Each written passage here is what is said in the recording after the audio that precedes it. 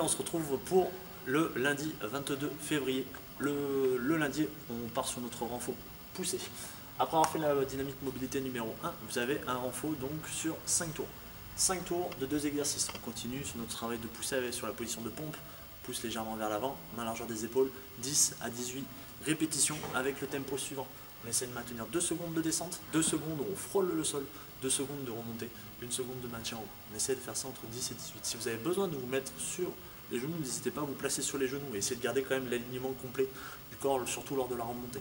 Dès que vous avez fait ça, on enchaîne directement entre 3 et 4 négatives HSPU. Donc on essaye le plus possible de se mettre empourrier contre ce mur en appui. On essaie de contrôler notre descente en essayant de marquer 5 à 7 secondes de descente. Si vous avez besoin d'une assistance, essayez avec la version en pec push-up. Vous prenez un appui sur la boîte, on essaie de rester sur cette position d'équerre, on va chercher légèrement vers l'avant, on frôle le sol et ensuite on redescend tranquillement. Ne cherchez pas à retravailler sur la poussée. Là aussi, essayez de contrôler entre 5 à 7 secondes.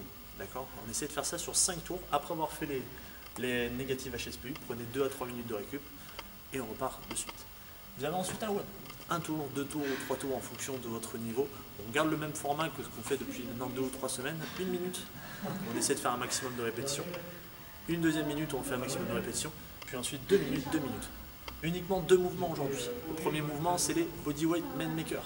On vient en position de pompe, on vient se plaquer complètement au sol, on se relève en position de pompe, on vient toucher une épaule, pompe, deuxième épaule, pompe, on se relève complètement et on fait un petit saut en tuck jump. On essaie de monter les genoux à le plus haut possible. Maximum de répétitions dans la minute. On enchaîne ensuite directement, minute suivante, par un maximum de swing avec la dumbbell ou le sac à hauteur de regard.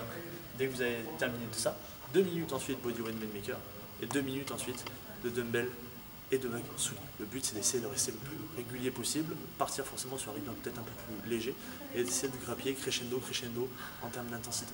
Bon courage à vous et à la prochaine.